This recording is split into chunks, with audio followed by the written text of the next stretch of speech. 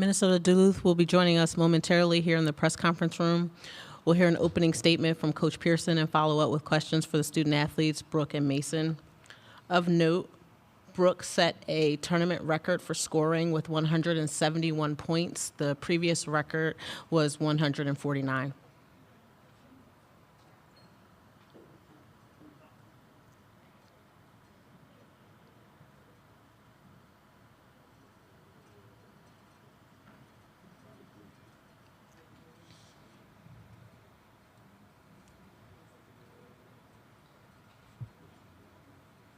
As a reminder, please make sure your cell phones are on silent.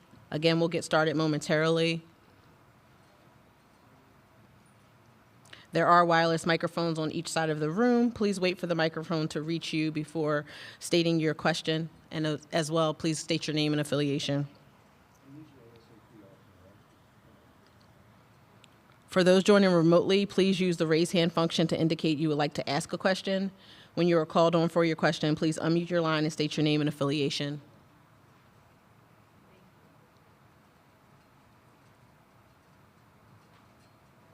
And a recording of this press conference as well as a transcript will be available on ncaa.veritone.com.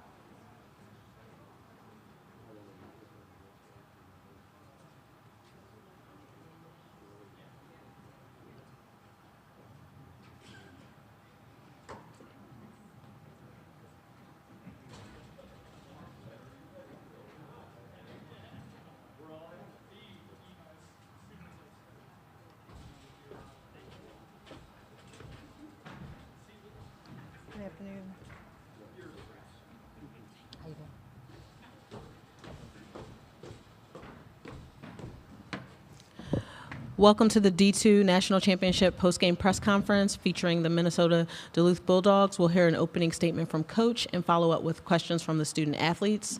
The student athletes will then be dismissed and we'll open up for questions for Coach. Did you say opening statement? Yes, ma'am. Sorry, I can't hear sometimes. Like I just told them in the locker room, it's really, really difficult for me to put into words what this season has been like and how amazing this team is. Like, you can't even describe it because they're phenomenal people. They work incredibly hard, and as you saw tonight, they never give up. You know, I think when there was 4 seconds left was the first time that I really saw them hang their shoulders, and that is absolutely incredible. And that's what happens when you have two leaders like Mason and Brooke.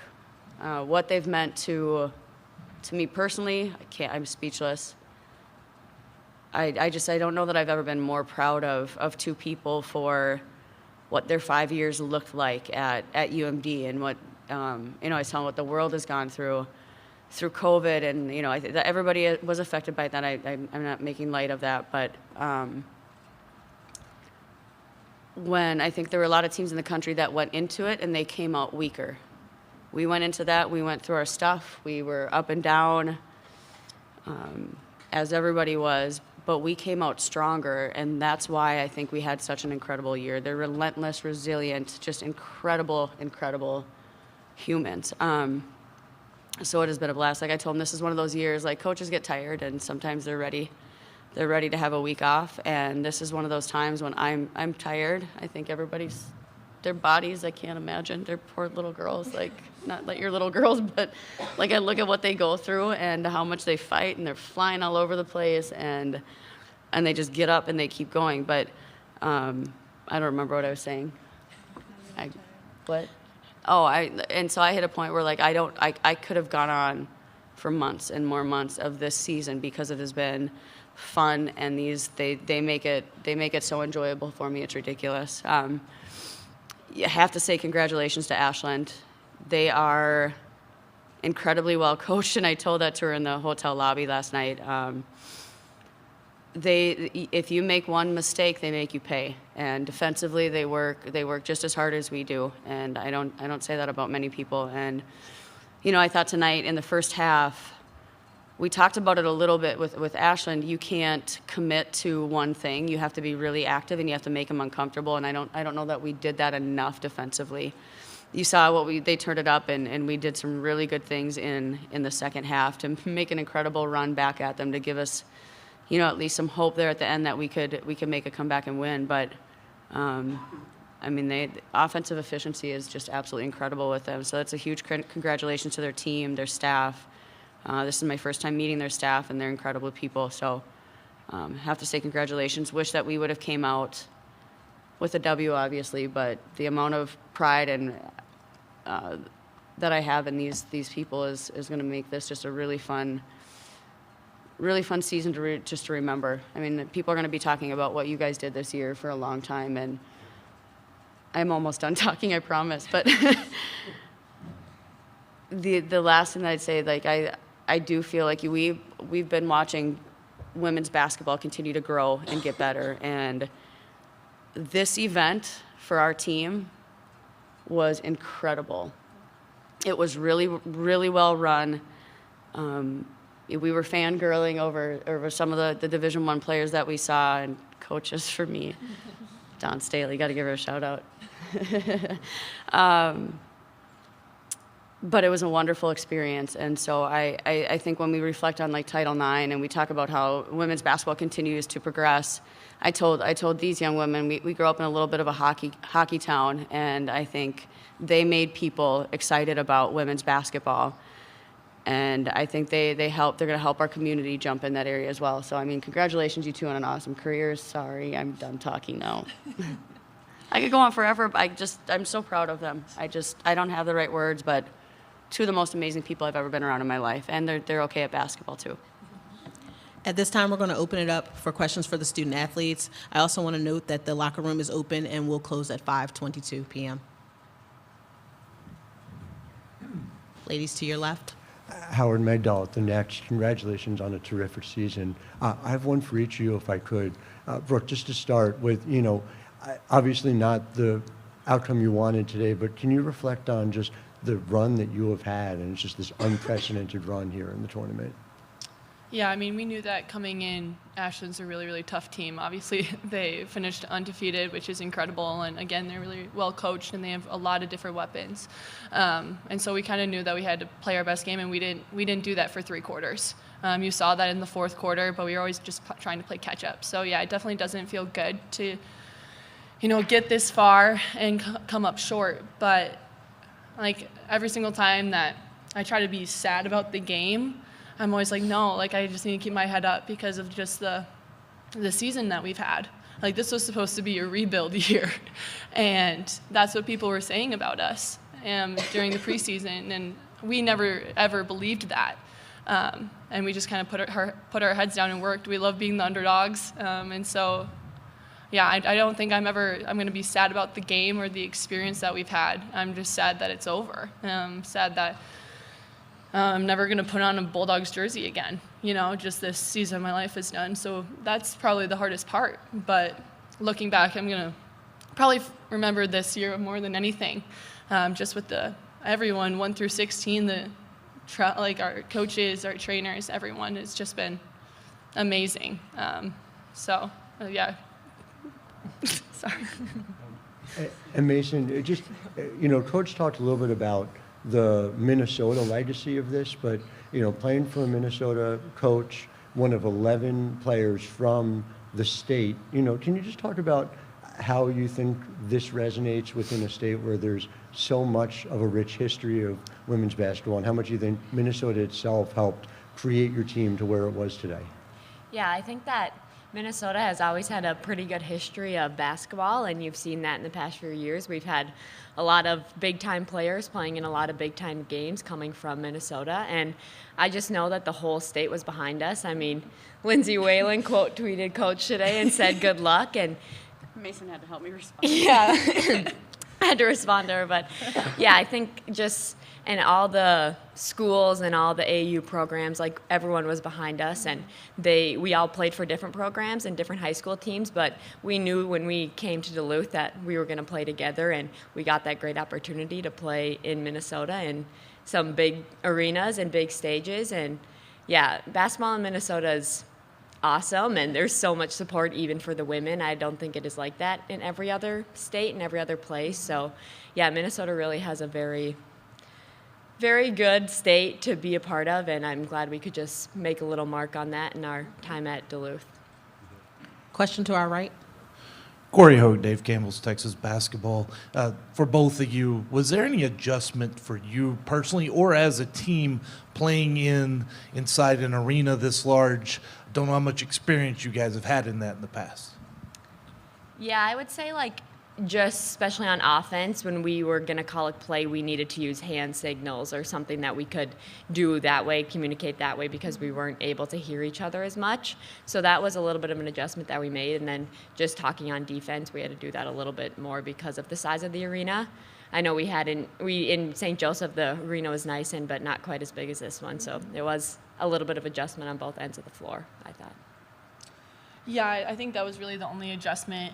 People say the depth perception behind the basket or whatever, but you just have to get into the hole. We didn't do that a lot today, but and I don't think it was because of the arena. I think it was just because of Ashland's pressure and just us not being in our flow. So I'll credit that, but that was a great arena to play in. I mean, the floor is unbelievable. The NCAA has really done a really great job here, and it's just great that we were playing on the same floor that the D1 teams were too, in just a huge stage, and being able to be there last night and just having a sold out crowd for the South Carolina-Iowa game, and then being able to actually go down and play today was an absolute pleasure. So that was, pretty good highlight. We'll take another question to our right. Brandon Veal, Duluth News-Tribune. For Brooke, how did today compare among the most physical games that you've seen this season on the inside? They had a lot of folks to throw at you. You had to do a lot of throwing back. How did that feel? How was it trying to maneuver down there? Yeah, I didn't think that I had the best mindset I knew that I was going to be physical, and I kind of let it get to me. Obviously, I picked up those 3 quick fouls, so I wasn't able to give that same physicality back on defense. But, I mean, I should have been expecting that. I should have gotten my head right, and probably just more expecting that instead of reacting to it. I felt like I could have done a better job at that. We have a question on our far back row to the right. Dylan Carr with Ashland Source. What made Ashland kind of a difficult team to defend in the half court?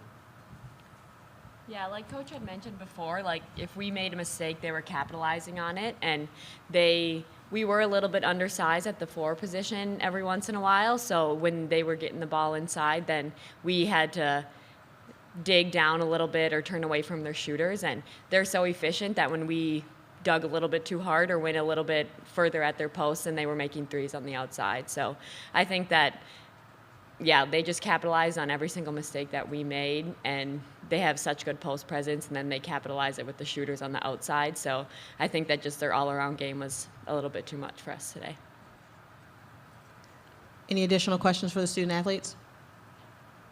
To our left. Brooke, we were Kathleen Geyer with the Next. We were told right before we walked in here that you broke the tournament scoring record. What does this tournament run mean to you? And what do you think was working so well for you in the last several games? Man, that's a good question. I think it was just our team. Like, we were all playing at the best, at the peak of our, I think, careers. I think 1 through 16, I mean, we had so much energy, even from the bench. And I just felt like we were just gelling the whole time.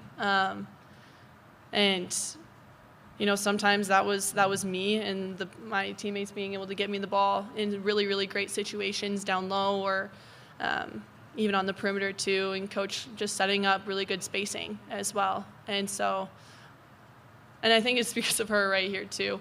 I mean, she just willed us to win a lot of times, and she was able to just be like, calm us down, get us going, even when we thought that we were kind of counted out too. So, yeah, that's great. I definitely wish that we could have ended on a W2 to kind of cap that off, but still, our NCAA run was something that I'll always remember, and it's not even really the games. It's going to be like the storm, like our student section storming our regional game. Like, that's what I'm going to remember. I don't think I'm going to remember this, you know, scoring title or whatever, but it's just the run that we had and this history that we made and the impact that we made on everyone that was kind of supporting us too.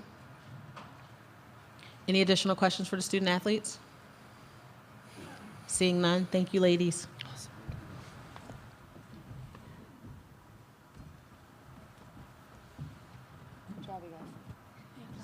Thank you.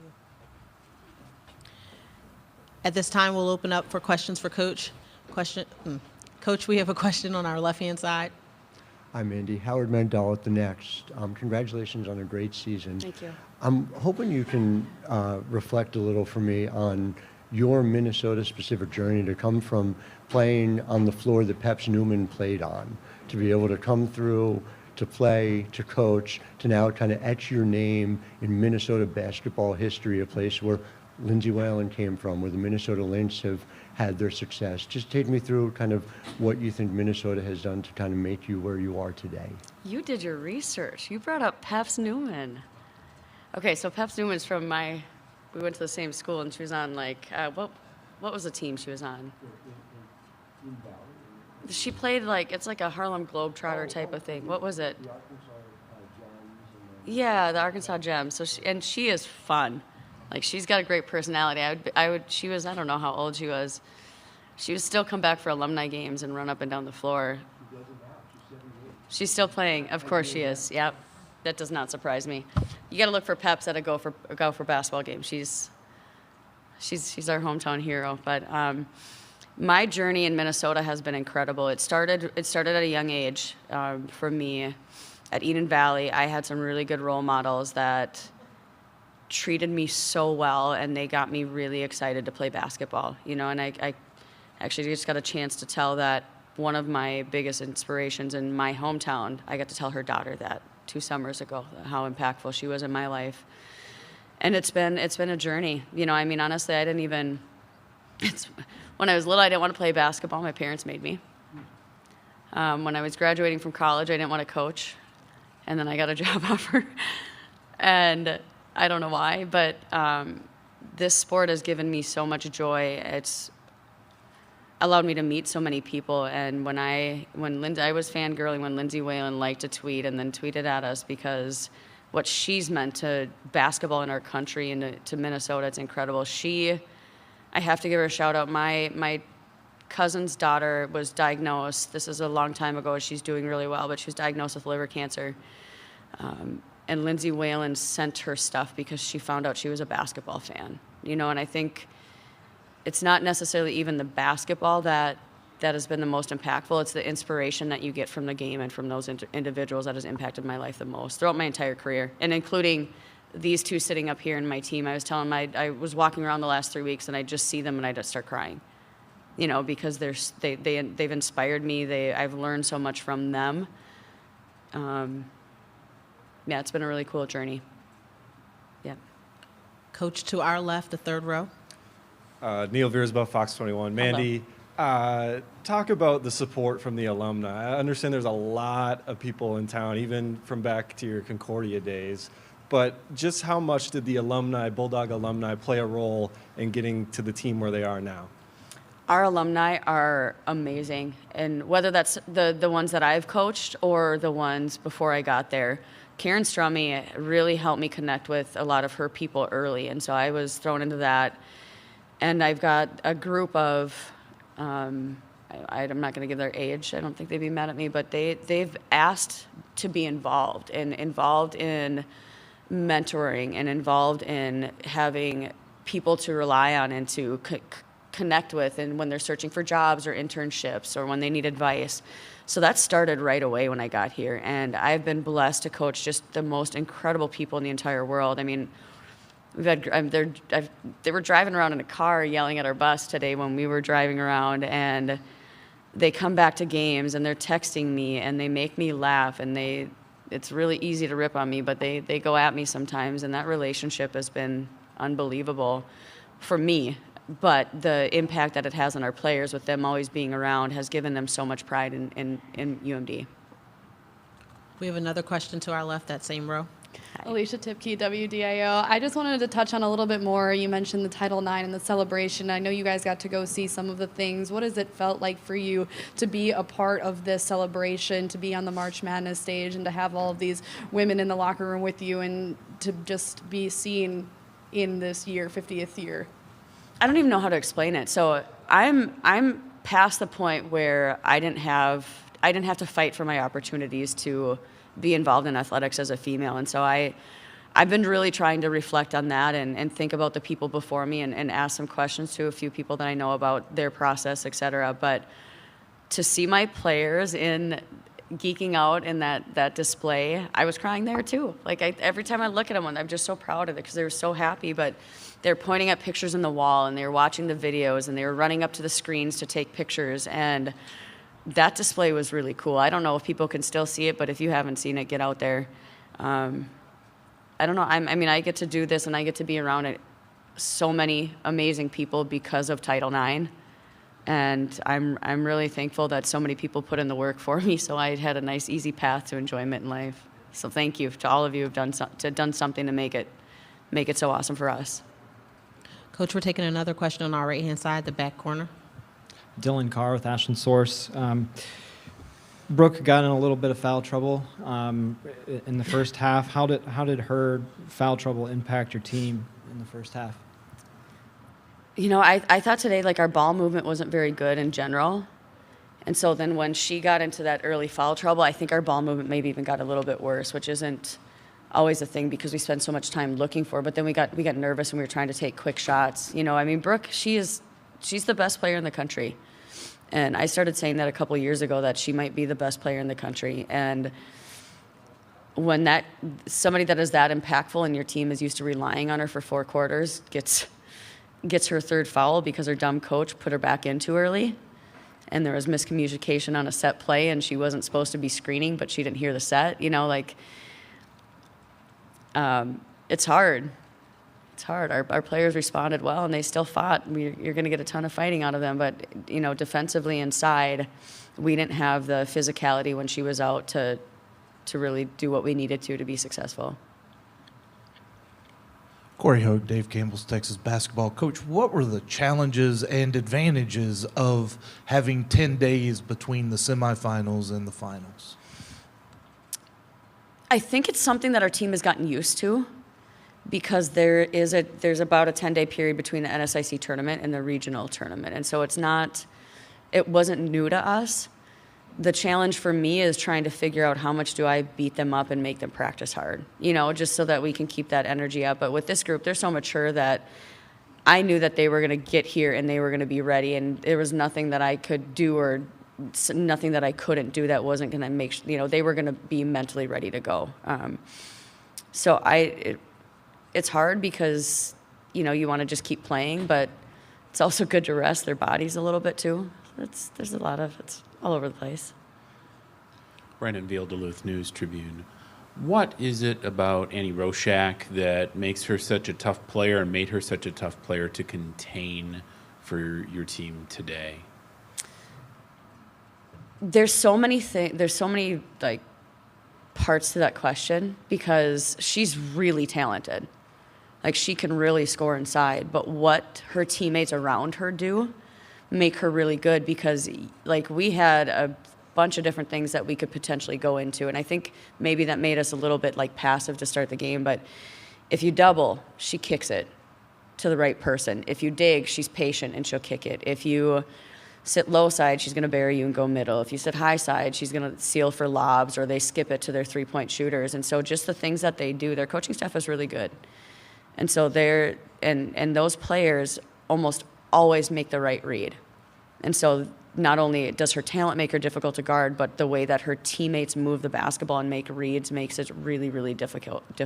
They do a really good job. They pass better than most teams that we play against. Any additional questions for Coach?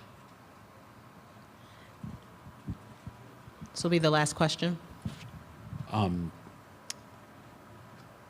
How much in the fourth quarter did you allow your mind to go back to the Missouri Southern game, if at all? The way that you climb back from high teens, low teens, 9, 8, 7. How much did you allow yourself to compare those two games? I don't think I was comparing them, but it gave me confidence, because I knew that they weren't going to give up and they were going to fight until that buzzer rang. And so I think our players had confidence. And the only time that it kind of came up was when I think Ryan, my assistant, said something in one of the timeouts that we've been here before, we've done this before. But my brain didn't go there. I felt like we could do it. Thank you for your time today, Coach. Thank you. Thank you.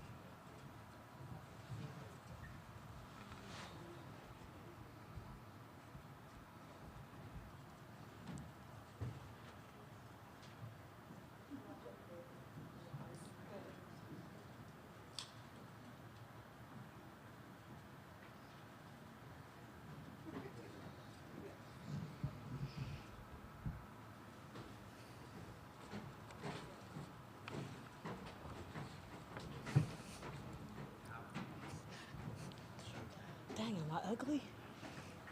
Am I looking ugly? I'm kidding.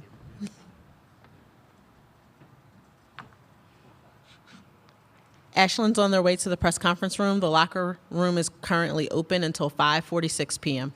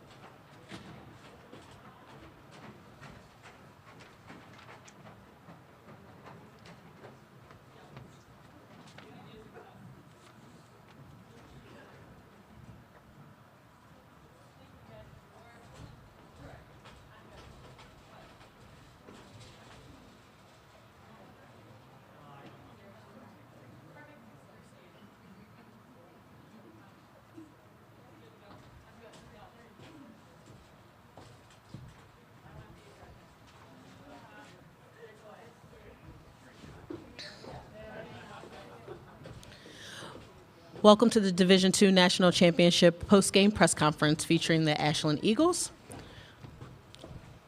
We will hear an opening statement from Coach and follow up with questions from the student athletes. The student athletes will then be dismissed and we'll open up questions for Coach. As a reminder, please raise your hand. We have microphones in the room and want to make sure that we see you and are able to bring them to you. For those joining remotely, please use the raise hand function to indicate you would like to ask a question. At this time, we'll ask for an opening statement from Coach. I know I've said it before, but I genuinely believe that this team was handpicked, and we could not have done it without the selflessness of each and every single person. The girls asked me on my way over here what championship has been my favorite to be a part of. And no offense to the other ones, because I loved the other teams as well, but this team has been so incredibly special to me for their selflessness and how much they came together, that this one tops the cake for me. It's a great group, and I'm really thankful that I had the privilege to coach them. At this time, we'll open up for questions for the student athletes. Ladies to our left. Cade Crackers with the Collegian. So this is for the players, obviously. And for Zoe, what's this like winning a national championship as a transfer? And then for Haley, you're new to this team. It's your sophomore year. And what's that been like? And then Annie, you're a senior, so it's kind of like closing everything out. If we could start with Zoe, please. It's been so fun. I mean, this group of girls, they're amazing. I wouldn't have wanted to do it with anyone else. And, I mean, we just love each other so much. I've never played with a team that loves each other so much, and we just do that. And Haley? Coming into this year, we had a lot of new faces, and so I feel like that could have gone one of two ways, and we chose the right way, obviously, and that was just such a cool experience to be a part of. Ashland has grown so much, and seeing that growth like pay off today, I have no words. It's just been an awesome experience. Yeah, I think that this team is just so special. And like both of them said, to see the way that we've come together and to see the way we love each other, you know, a national championship, it means so much. But I think the relationships that I have with these girls is what's I'm going to have with me forever. And I'm so thankful for them. And I just pray that we were a light and people saw something different in us. And yeah. We're going to take a question on our right-hand side. Haley, Corey Hogue, Dave Campbell's Texas basketball. A lot of teams today struggled shooting inside the arena. You guys are not one of them. Was there anything that gave you guys kind of an advantage today in this environment? I would for sure say that, one, our team gets in the gym a ton. They are the hardest workers that I know, which definitely pays off down the stretch. And I think that we stuck to how we play. Getting the ball inside and out and taking high percentage shots is how we play, and we know that works for us. And so I think that we did that really well today. We have a question to our left. Kathleen Geyer from the Next. Annie, what were you guys able to do differently in that second quarter to really go on that explosive run before halftime? Yeah, that's a really good question. I think we got a lot of inside touches, and we pushed the ball well. And I think the whole game we stuck to what we wanted to do really well. We got a little sped up in the third and fourth quarters, but yeah, that second quarter run was huge for us. You know, that momentum going into halftime, and then just being able to have that big of a lead. Credit to Duluth. They cut it, and they've done that multiple times this season. So we knew that nothing was ever too comfortable. But yeah, I think that, again, just sticking to our principles is what really helped us in that run. We're going to shift to our right-hand side. Hi, Nathan Hart, Ashland Source. It seems like you guys really had your way in the lane. Did you guys think going into this that you had an advantage on the inside against this team? I think this was one of the first games all year that we didn't get doubled. or tripled. And so we practiced a ton on this past week of just going at them, going at it one-on-one. They played a little differently, just they were so active behind us and that stuff. So, yeah, huge credit to our coaches. They got us ready for what was going to happen, and our guards did a great job of getting it into us. And credit to these two. You know, they finished really well, and I'm really proud of them, just seeing all the work that they put in day after day. And, yeah. Any additional questions for the student athletes? We'll go to our left and then to our right. Kathleen again from the Next. I'll let somebody call dibs on this one. But what does it mean to you guys to be a part of Carrie's third championship, help secure that for her, and just what you've brought to the history of this program this year? Let's have Zoe go first. Playing for Coach P is so special. I love her to death. I mean, I look up to her so much. She's an awesome person, and I would say she puts so much work into our team. So winning for her is just, I mean, amazing. It just makes us all feel so good. Yeah, if I can add to that. I wouldn't be the person or the player I am without Coach P. And so huge credit to her. I'm so grateful that we were able to do this. That's a pretty amazing accomplishment to do it as a player, as an assistant, as a head coach, and she's never going to say that. She's going to deflect it back to us, which is another thing that's super cool about her, the way that she loves us. There's nobody else I'd rather play for.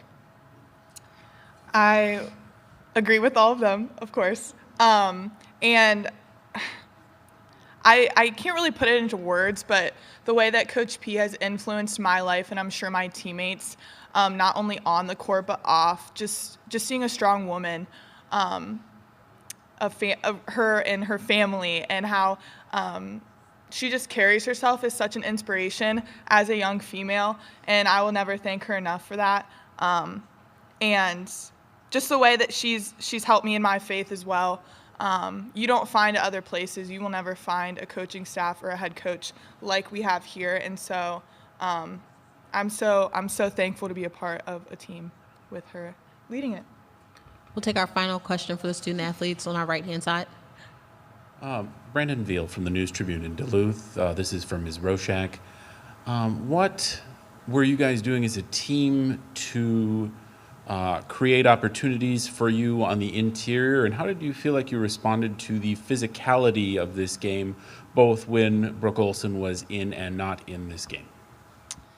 Yeah, you know, I think the flow of our offense gives us really good opportunities. We have just kind of that roll rise where one of us is always inside, and the guards do a great job of looking for us. We do a good job of looking for each other, and then, you know, we faced a lot of different defenses all year, and so just being confident in whatever was going to be thrown at us, I think, was the biggest thing.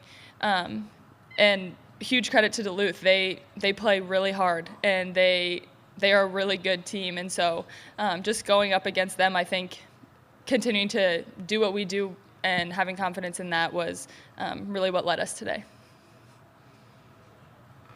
Thank you very much, ladies, and congratulations again on a tremendous season. Thank you. Thank you.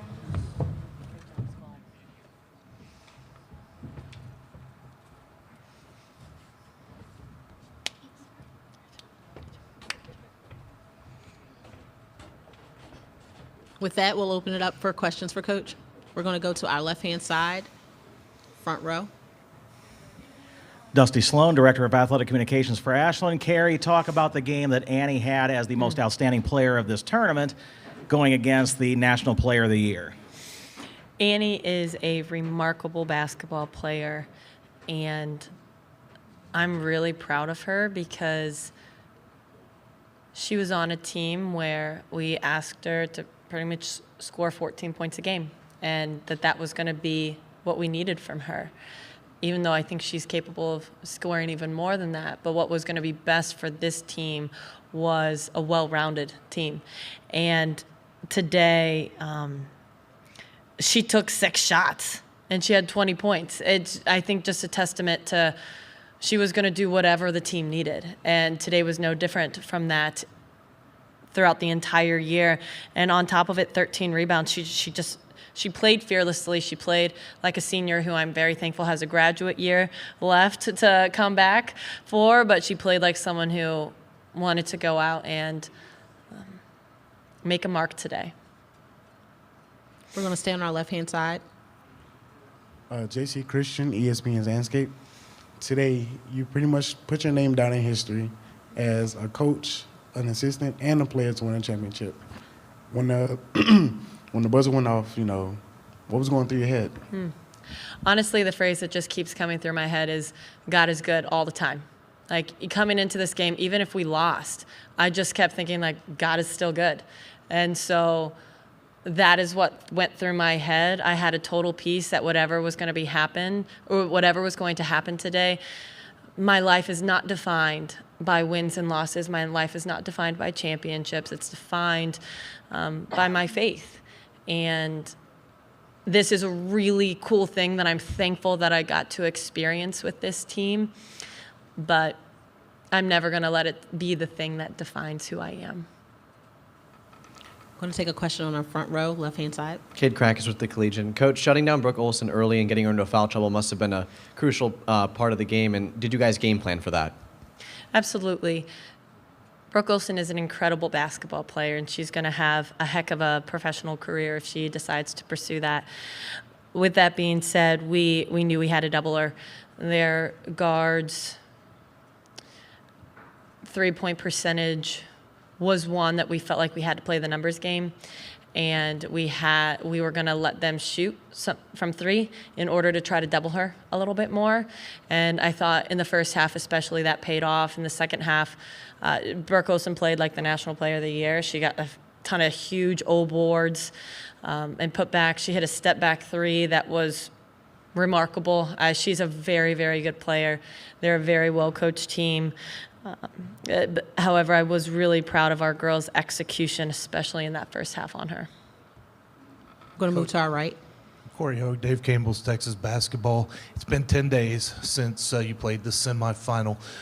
Were there any challenges for that? And also, what were you able to do to kind of keep them focused on this? And is this something you'd like to see going forward, the same type of a schedule to keep all the championship games at one place?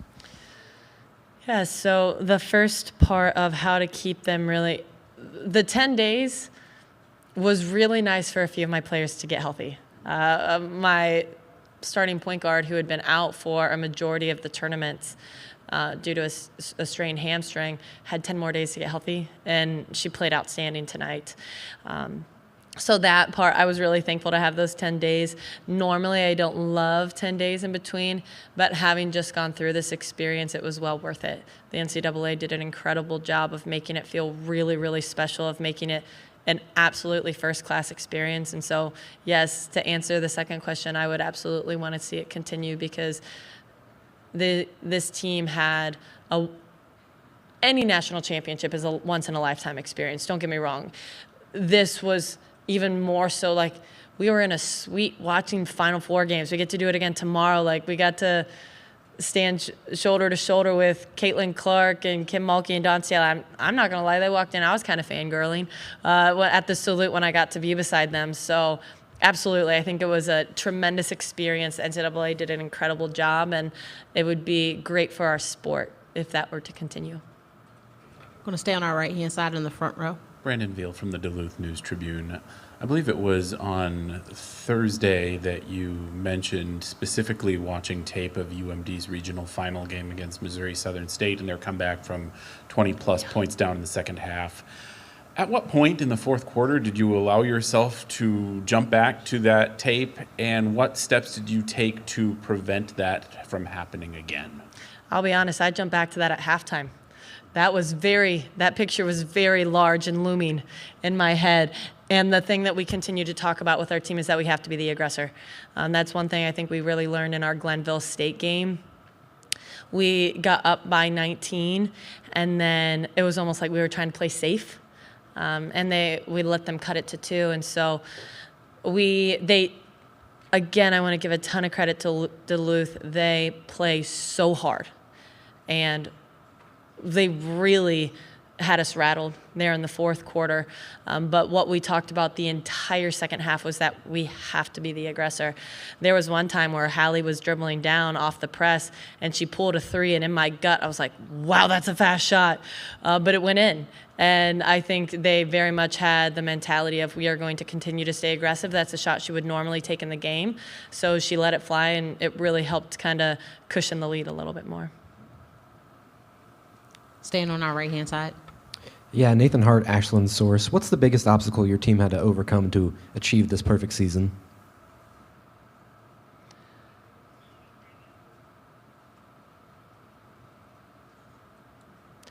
I know I've talked about it a lot, but putting aside any selfish ambition to do what was best for the team. I probably sound like a broken record at this point, but we had 10 different players on our team who had started collegiately. We had at this point, 7 different players on our team who have been recognized as all-conference players at various institutions. But each and every single one of them came here because they wanted to do what we did today. But that's not easy to do, to put aside that's desire to be the one who's on the court at the end of the game, to be the starter. Like, I want kids who want to be able to do those things, but not at the expense of what's best for the team. And we had a team full of players who were willing to do that. We're going to go to our left. Kathleen Geyer from the Next. From your days playing to coaching now, how have you seen women's basketball grow kind of nationally? I know that's been a big conversation this week. This weekend, I think, really opened my eyes to how much women's basketball has grown. And I am incredibly thankful to be a part of this sport. And I'm incredibly thankful for the pioneers who really kind of led the way in this. I'll admit there were a couple years ago where I was like, why should people play women's basketball on TV when it's a money generating thing? Men draw more. And someone once challenged me with like, well, if you play the women's games, maybe they'll draw some revenue too. Like, you got to play them. And I feel like I've seen that take place in recent years. I've seen people commit to giving women's basketball airtime. And shoot, the stat that Louisville, Iowa game topped NBA views. Like, I'm so pumped for these women because they've worked really hard. And to just have the opportunity to showcase their talents, I think we've come so far in that. And even for myself to recognize that. I share that story, almost a little embarrassed, but I think a lot of people kind of view that. And so we need to educate ourselves on, let's give women the opportunity to showcase what they can do, and good things will happen. We're going to go back to our front row on the left-hand side. Cade Krakus with the Collegian. So, Coach, you have a very positive locker room, it seems. How important has that been to the success, and even having players leave it all on the line for the ones around them, even with injuries? Yeah. Our locker room has been great, and I'm going to give our seniors a ton of credit for that. I think that a team's togetherness and a team's unity is very much dictated by your seniors. And my 3 seniors in Maddie Maloney, Sam Schabel, and Hallie Heidemann totally led the way in that all year. I want to spotlight Sam Schabel. I know I've talked about her story before, but I think it's so special. As a sophomore, she started for us and had the school record for made threes in a game. She hasn't played hardly at all the last 2 years, but every single postseason meeting she came in and she said, Coach, whatever I need to do to win a national championship, I want to do that. And when you have someone setting an example like that, it's really hard for others not to follow. And so all the credit to our seniors in that. I'll take this last question from Howard. Coach Howard Megdal at the Next. Congratulations. Thank you. We saw your son Elijah running around the court with streamers. Seemed very natural. I'm just wondering to what extent you think all your championship experience has played a part in him being so comfortable there, and more seriously, just how you go about sharing moments like this with him. Yes, I'm really, really thankful my family got to be here. And I couldn't do it without the army of support that I have make it happen. My husband was able to come. My mother-in-law was able to come. My mom and dad are always there to help. Like, I have like I said, again, I know it sounds cliche, but an army of support that allows that to make it happen. And then Elijah, he has loved, this has been the time of his life. He doesn't care a hoot about basketball. I asked him if he wants to play basketball one day. He's like, no, I want to run like daddy. My husband was a track athlete, and so whatever he wants to do is great. But like, he's out there. He doesn't care one bit about basketball. He just loves the girls. He, every morning at breakfast, gets up and gives them all a big hug. And so I'm really thankful that I get to experience this with him, because everyone tells me it goes fast. And I'm 4 years into him, and it has gone really fast. So I'm thankful to be able to cherish these memories with him. Mm-hmm. Thank you so much for your time today, Coach. Congratulations again on a tremendous season. Thank you.